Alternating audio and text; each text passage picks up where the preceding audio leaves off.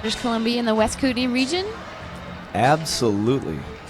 It truly is one of the most beautiful places I've ever been. Don't tell everybody. I know. I should actually work for the tourist bureau. So the winner of this bout will be the 5th place team in this tournament? That's correct. 5th out of 8. Not too shabby. Not too shabby at all. In fact, right now we're going to see Heron McKeister take a 4th intentional minor. Make sure she's a blocker in the box and not a jammer. Easy break oven, fights her way through the inside line there. She's lead jammer for Oil City. And as we spoke about before, Easy Break Oven has taken an awful lot of repetitions this weekend. In the meantime, Killer Bikini is out in front, but she is not going to be lead jammer, having committed a foul of some sort or having stepped out of bounds or something.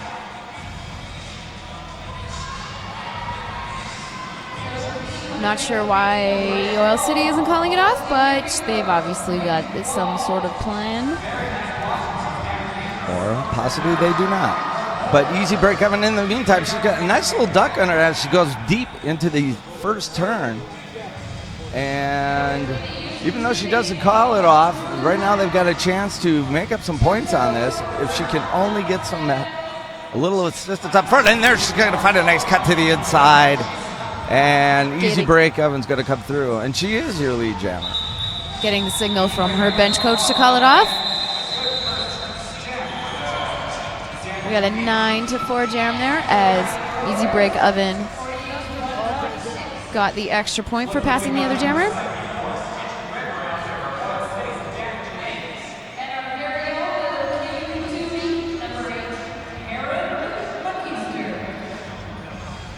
Heron McKeister finishing serving her penalty. She's now back on the jammer line for the Raggedy Rollers. Stitch Ripper once again lined up on the jam line for Oil City.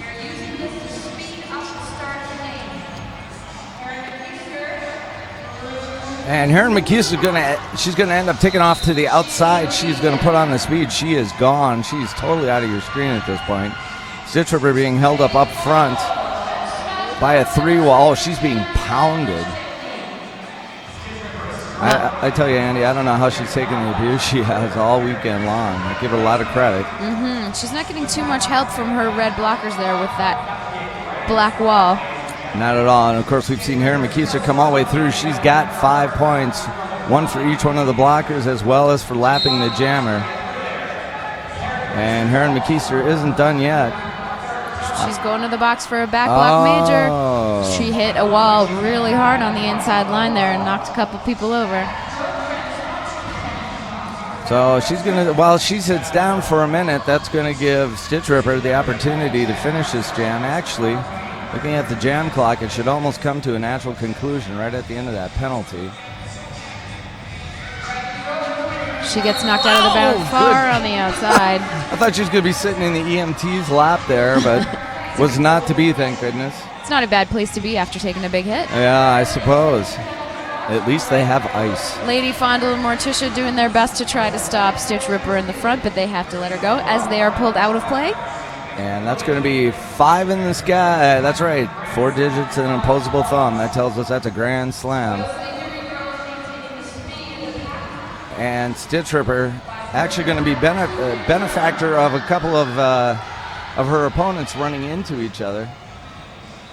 That's another 5 points for Stitch Ripper. These are valuable points for Oil City, who are sitting at quite a bit of a disadvantage at the top of this second period. Yeah, if she can pull, well, she's going to have enough time. I was going to say, that's probably about as much time as she's going to have.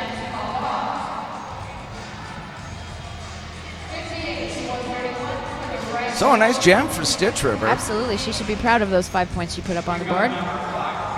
Sorry, 10 points. Yeah, she ends up with 2 grand slams. She's going to put up 10 points.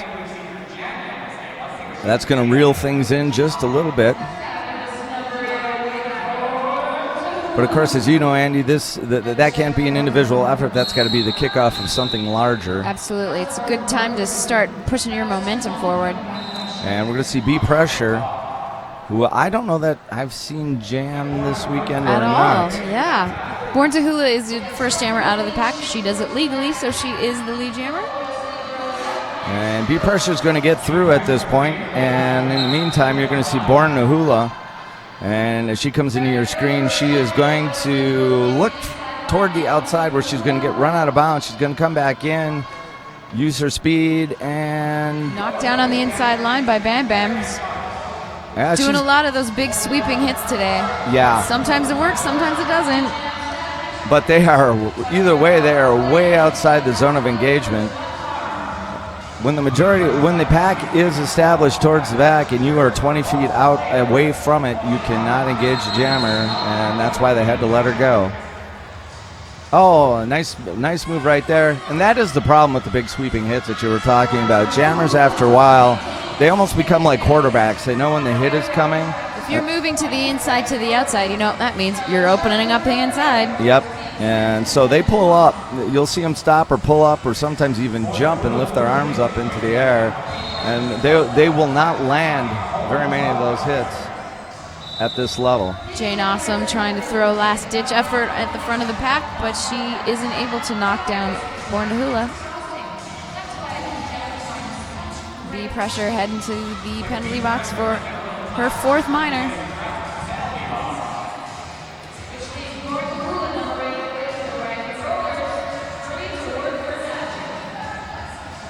Born Nahula swerving in, swerving out, swerving in, avoiding all kinds of potential hits in the front of the pack there. She's also got some great lateral movement in her favor. Yeah, the jamming core for this team is really pretty solid. Very athletic, very good lateral movement, very good footwork, good speed, all very tall. Not that that's to their disadvantage. They actually, in fact, I had mentioned before that I thought that Killer Bikini, and we're going to see her step up right now, has some of the best form that I've seen, especially for a girl as tall as she is. Mm-hmm. There we see Coach Lime on the bench for Okanagan Shuswap. He's one of those gypsy roller derby people. Pretty sure he lives in Alberta, but he travels around all over the western part of this country helping out teams all over the place. Roller derby gypsy. I know a lot of those. I can relate to that. Yeah, you're pretty far from. You're probably the farthest from home out of everybody in this whole building. Yeah, I probably am actually. We've got an official timeout here while the officials, I think, are trying to figure out how many points were scored in the last jam. But we're going to watch when Killer Bikini gets out there. You're going to see that for as tall as she is, she gets down very low through the corners. That's a good thing to do when you're a tall player, because if you're standing up straight, it's easier to get knocked down than if you're nice and low and wide. Yeah. When it comes to this game, really, probably some of the most important training and strengthening and conditioning you do is absolutely your core. And that's really where all the power is going to generate itself from, where you're going to get your balance from. And it allows them to use the muscles in there, use those hamstrings, use those thigh muscles to be able to really, really push themselves and get the speed up. So we've got the Raggedy Rollers here on a power jam as the Oil City Jammer still sits in the box to sit out the remainder of her penalty. Killer Bikini out on turn 2.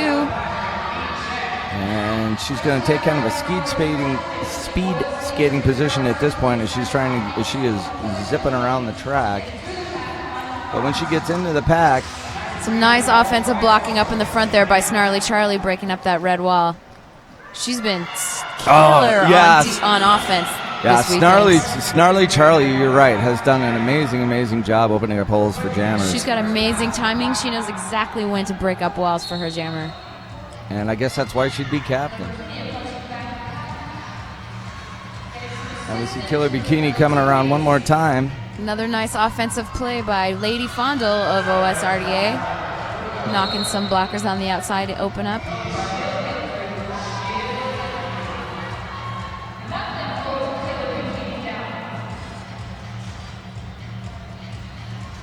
Stitch Ripper now doing a bang-up job playing front pivot. Yeah, and she's not been in the pack very many times. And look at who comes to the rescue and ends up ending this jam, Stitch Ripper. Mm-hmm. Looks like Killer Bikini wasn't sure about what happened at the end of that jam there.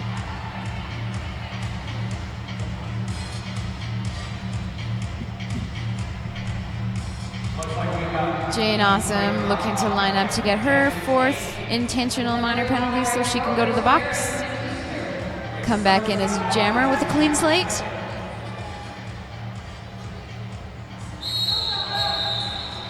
I know some coaches who don't believe in this intentional minor getting. They would rather put their blocker into the pack, do some damage before they go to the penalty box, and then get an intentional minor. Well, and you know what? There's credence to that thought. The problem is that you either end up getting a major foul, generally speaking, or if she's going to dive to the outside. Look at that easy break. I'm going to come to the inside. It's very hard to draw a minor foul sometimes. It is. Or to commit a minor foul. It turns out to be a major foul. It does not clear your slate of minor fouls. Those minor fouls still sit there waiting for you. It's true, and also it gets the 4th minor trip to the box over with, and if it's a long enough jam, you can come back in and do your damage. Yeah. And you'll find they have a tendency to do that much more so with their jammers than they do with their blockers. They don't want to put a jammer out there generally with 3 minors. We got another official timeout here.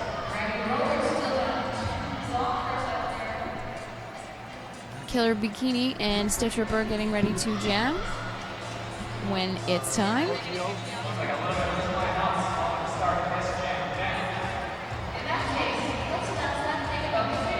Currently, the score is 152 for Okanagan Shuswap Raggedy Rollers, who are wearing black this evening, and Oil City's Damage Inc. team in the red jerseys are at 69 with 20 minutes and 3 seconds left in this period. The period clock has stopped, as it does during a timeout. Looks like we're getting ready to go in the next jam. Stitch Ripper taking a little bit of space for her position to line up. Jammers are supposed to line up behind the jammer line, but they don't have to be right on it. They can line up wherever they want behind it. Lady Fonda hanging out in the back of the pack, keeping things slow, eating up some time, which they smartly do as they have the advantage. Big sweeping hit attempt by Morticia on Stitch Ripper, but she just grazes by Stitch Ripper, and Stitch Ripper gets out to become lead jammer. Killer Bikini about half a track behind her. Cool, calm, and collected, coming around the corner. Stitch Ripper getting some trouble in the back. She calls it off. Looks like both of these jammers picked up a couple of points. 3 points for Okanagan Shuswap. Doesn't look like Stitch Ripper managed to pass anybody, and she gets 0 points for that jam.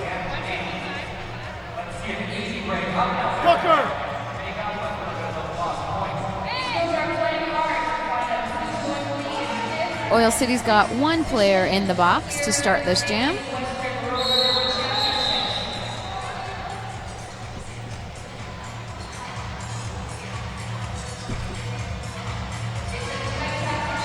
There goes Easy Break Oven trying to get around the outside, but Erin McKeister gets out just moments before she does.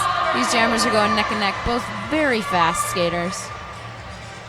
Hitting the pack, at the back very quickly. Easy Break Oven unfortunately takes out one of her own players. Meanwhile, Erin McKeister also on her way to the penalty box. I think she got a major track cut for that. She cut around more than one person on the outside to gain advantage, which will get you 1 trip to the box.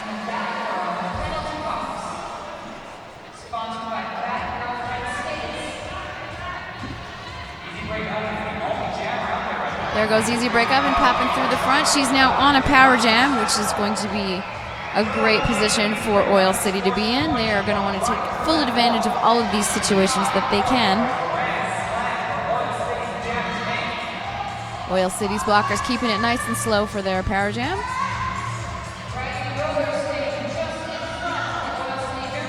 Big wall in the front with the black players trying to hold back Easy Break Oven. She only needs to pass the other players with her hips to score a point. Even if she passes them and they get in front of her, she still gets to hang on to that point.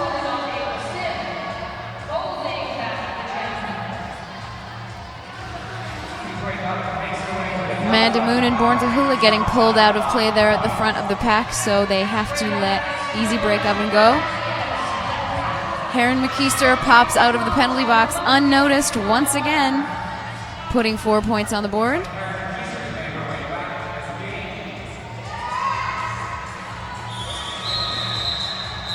Nice burst of speed at the end there by Easy Break Oven to try and pick up as many points as she can at the end.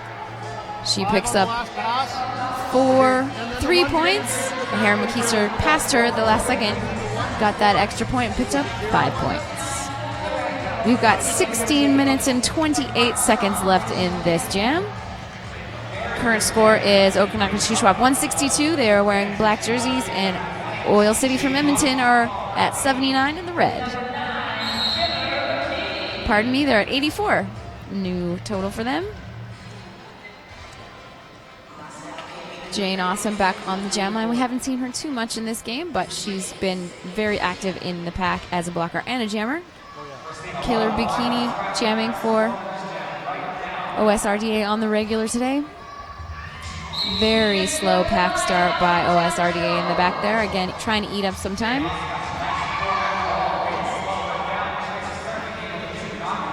Big wall of black in the back, holding back Jane Awesome. Killer Bikini, a couple more people left to pass, and she is out as lead jammer after almost a full pass. Jane Awesome having some trouble there in the back, getting knocked down to the outside. She's back up. Lickety split to come back into the back.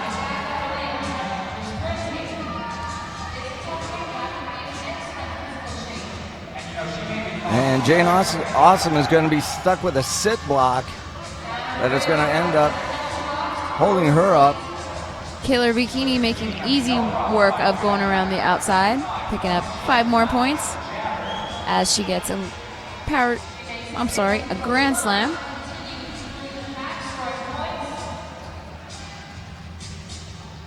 Oil City doing their best to try to recycle to the front. Killer Bikini puts on some speed and calls it off. And though we haven't really talked about Bludgeon that much as far as what she's done in the pack, she has been probably the most consistent of their pack players all weekend long. She's jammed on a couple of occasions quite successfully. But it's just like they've kind of got to get that core together to get the communication down. It's true. She's a very dependable blocker, but she'd be even more effective if Oil City could strengthen up their teamwork a little bit. They're getting easily split up. Looks like they're getting a little bit stronger in that regard in this second half. They've really rallied so far. Yeah.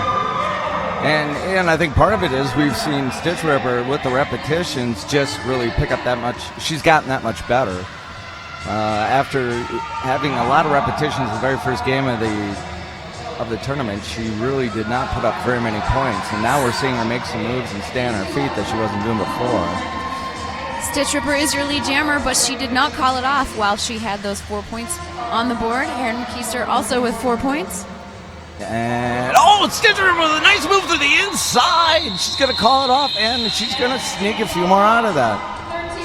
Yep, nice hippity hop. She gets 4 points to Heron McKeister's 1 on that last pass. That makes it a 9-4 jam. Nice. 8-5 jam, pardon me.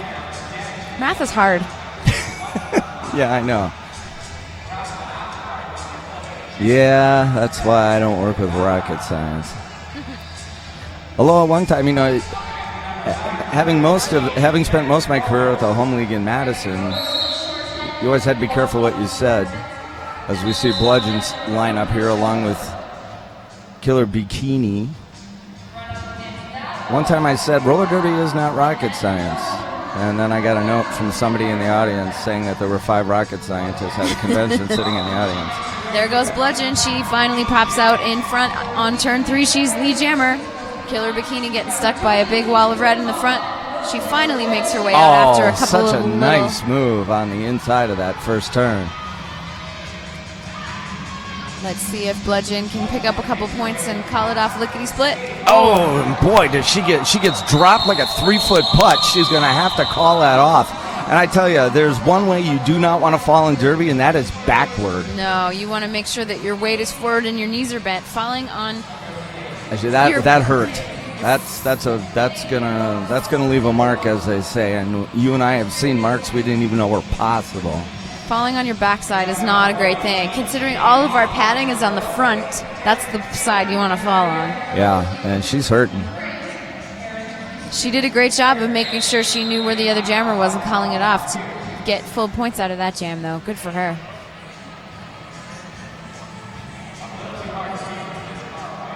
Yeah, anybody who doesn't think that roller derby can be rough has never seen a bruise so black that it's darker than black.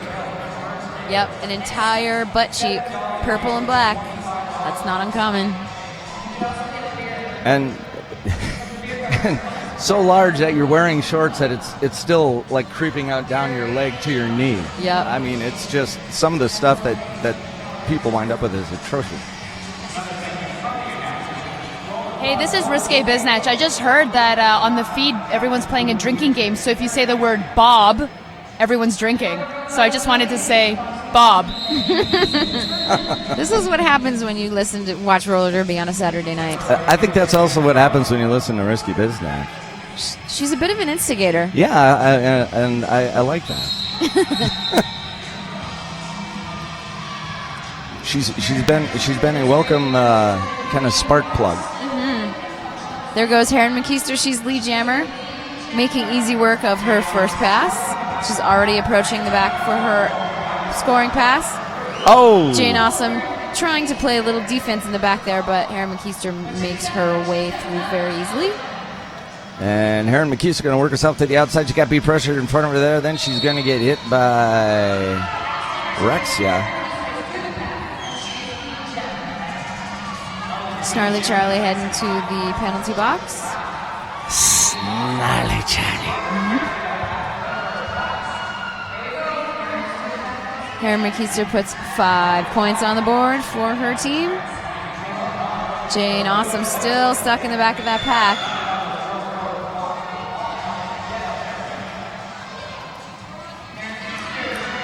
She wedges her way through 2 very intimidating blockers there of Oil City. I think 2 very intimidating tired blockers because she moved them way too easily. Yeah, I feel like maybe Oil City's getting worn out.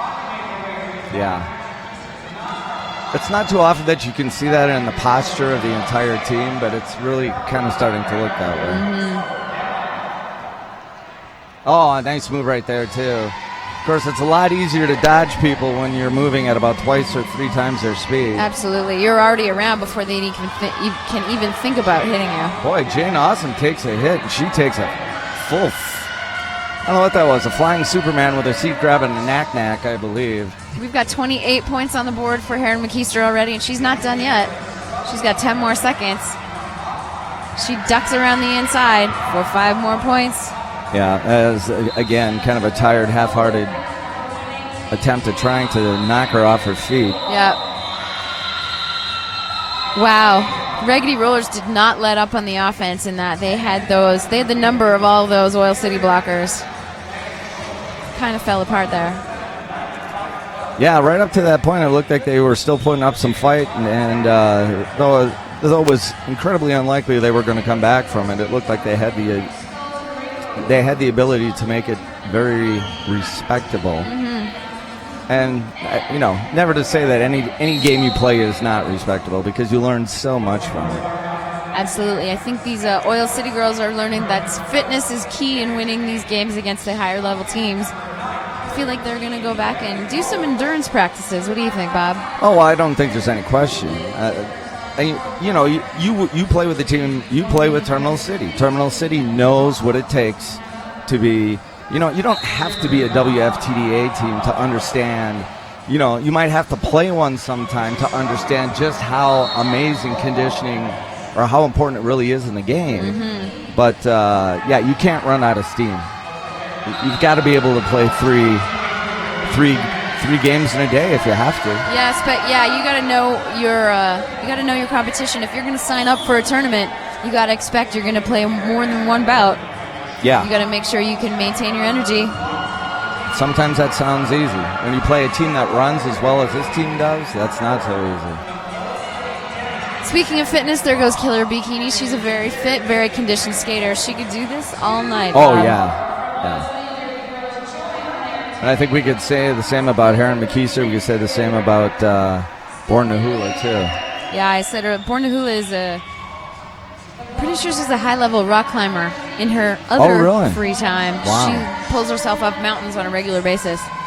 She's basically, what did I say? She's made of granite and nails. If you ever get a hit from Born to Hula, it feels like somebody smacked you with a crowbar. I'm looking if I can pull myself up off the floor after the after party. There goes Killer Bikini, putting 5 more points on the board for OSRDA. Bob. They've cracked the 200. They've cracked the 200-point mark at 221. Bob. She calls it off before Stitch Ripper can come in. Stitch Ripper is on her way back to the penalty box. And, of course, from with the regular rollers out here today, we have the announcer, I Told You So. And she's running around, and her son, who's very cute, his name happens to be Bob Bullhead. That's cute. I've used that on occasion, as well as bobsled.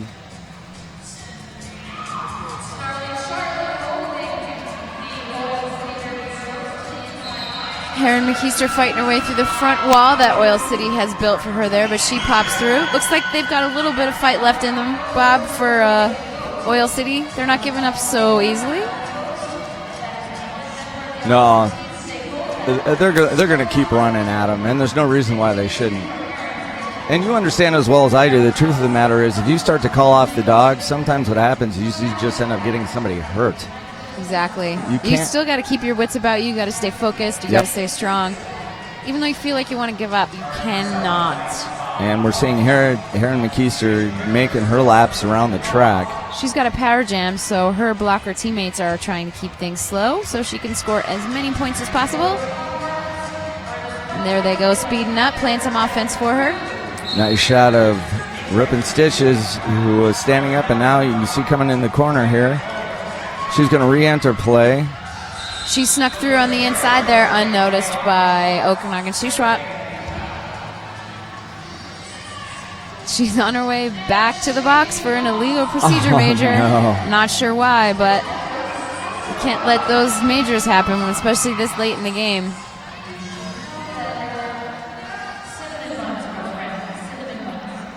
It's difficult to imagine exactly what it is she would have done unless she tried to call a jam off. There goes Heron McKeester around the outside. That's 5 points for her.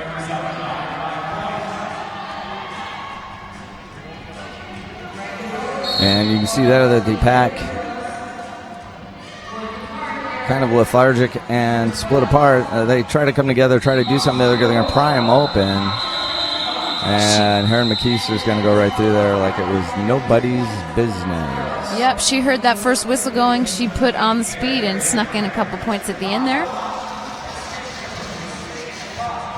And at this point, we're looking at the game is starting to blow itself open as we're looking at a score of 242 in favor of OSRDA against Damage Inc. from OCDG at 95. And period clocks run down to 4:21. And we have a timeout.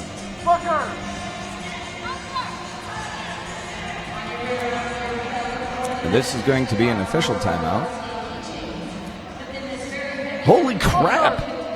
It's an official timeout. Holy crap. It's the world's most amazing breakfast cereal made in paradise on British Columbia's Sunshine Coast. Find out more at www.holycrap.ca. Oil City taking a knee to start this jam off. Looked like they wanted to try to get their jammer out as quickly as possible, but it didn't work. Dixie Drift is the lead jammer. She was out first. Stitch Ripper not too far behind her.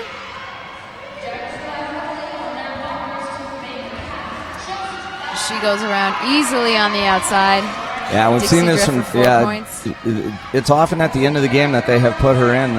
Although we have seen her out here once or twice already, quite effective. Actually, a little surprised we don't see her a little more often. But I think the conditioning of their jamming core puts her in a situation where they can keep her out there blocking. They probably also don't want to sacrifice her as a blocker because she's equally talented as a blocker. Yeah, no disagreement from me on that. In fact, she may make up the core of that blocking squad. But still, she's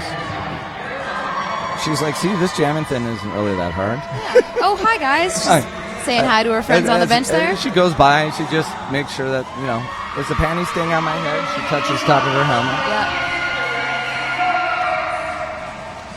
Yeah. Okanagan Shuswap continues the offensive onslaught, breaking up every single attempt that Oil City is making, trying to make a wall. And you can see her there. She's going to cut from the... Oh, look at that run to try and get... and again, Stitch River didn't fall down that time. She's pushed out of play. She doesn't become a factor. But the fact that she takes that kind of hit and doesn't fall down is totally different than what was happening yesterday. Yeah, she's definitely made some progress this weekend. Okanagan Shuswap does have lead jammer status, but they are choosing to run down the clock, which is exactly what you want to do when you have advantage. That's right. We all consider time management in our own lives. Well, sometimes time management becomes important when you play sports. 2 minutes, 16 remain in this second period. OSRDA 271 points up on the board. OCDG break the 100-point mark, which is no small feat, especially against a team this strong. They are at 111.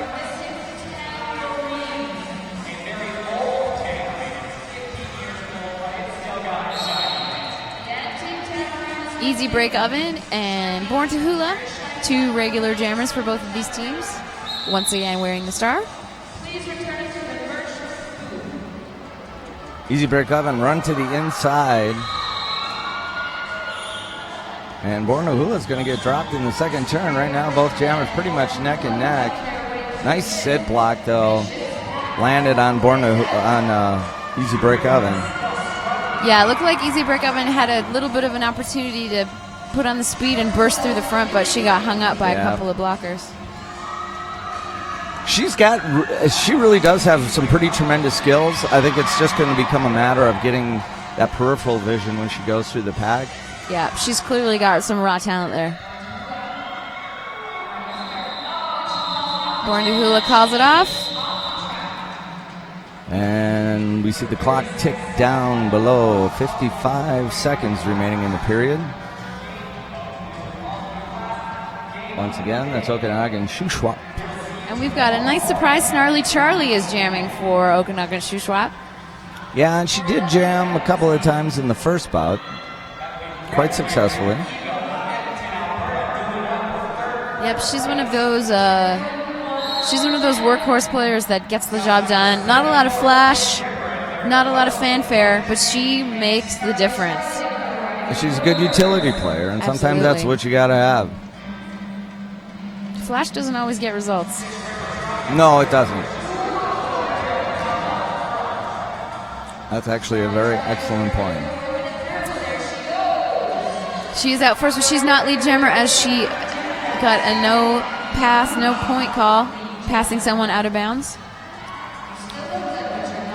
But she's making great strides and getting advantage, almost a full lap around. And as you can see inside the pack, oh my! Is that? She has lapped the other jammer, Stitch Ripper. Stitch Ripper. Stitch Ripper just absolutely landed in a face plant. Both of these teams looking pretty tired at the end of today. I'm tired just watching. I was going to say we're probably sounding a little tired by the end of the day too. You really got to admire these girls playing 2 full bouts in one day, not to mention a bout yesterday.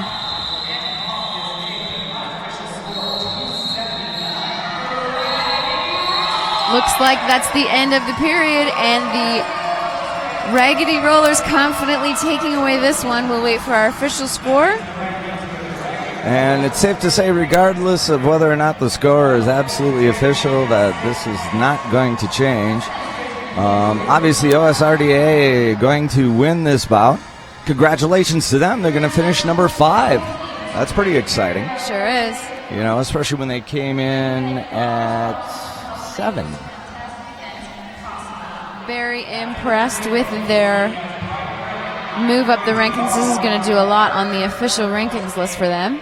They're another one of those teams from a very, very small town that has a lot of talent. I was out at Kiwana last year for the Best of the West, and they're from that area. Correct? They're actually from Armstrong, which is just outside of Kelowna. Tiny little town. I think they do have a number of players who travel from other towns to play. Sure. But again, very impressive for considering the population that they've got to draw from. No, we had a great time out there last year. That was another beautiful drive up there last year. Mac and I drove up from Vancouver. And congratulations to the Okanagan Shuswap Raggedy Rollers, who end up working themselves. They started with a loss, but they end up taking 2 wins to work themselves up to the number 5 spot. And of course, always got to say, if you strap on the skates, you've got my appreciation, because there's no way you could get me out there to do that. So another full day of great Canadian Derby, Bob. I'm very excited to be here. Very much looking forward to our 2 championship bouts tomorrow. That's right. First one starting bright and early at 9 a.m. Getting a nice big thank you from Stitcher for here. She loves, even though her team took a bit of a blow today, she never stopped having fun up there. You gotta love that. She didn't. You know, when she left last night, and she had a pretty rough day yesterday. Myself and Paparazzo were walking out. We were talking to her. She was just still all smiles and this and that. And that's one of the things that you love about roller derby. So, Bob, let's just call this the final score. OSRDA from Okanagan Shuswap 279. Oil City from Edmonton 111 at the end of day 2 at Clash in the Kootenays. That's right. Make sure to join us again tomorrow. Canuck Derby TV, 9 a.m. bright and early, ladies and gentlemen. That's right. She's Ann Destruction. I am Bob Noxious. We are on Canuck TV, and we want to thank, of course, the people at AMJ Productions. We will have Risky Biznatch with us. So you can see she's bringing the spark already. I don't know where she gets her energy, I don't know where guys. she does either. Good night.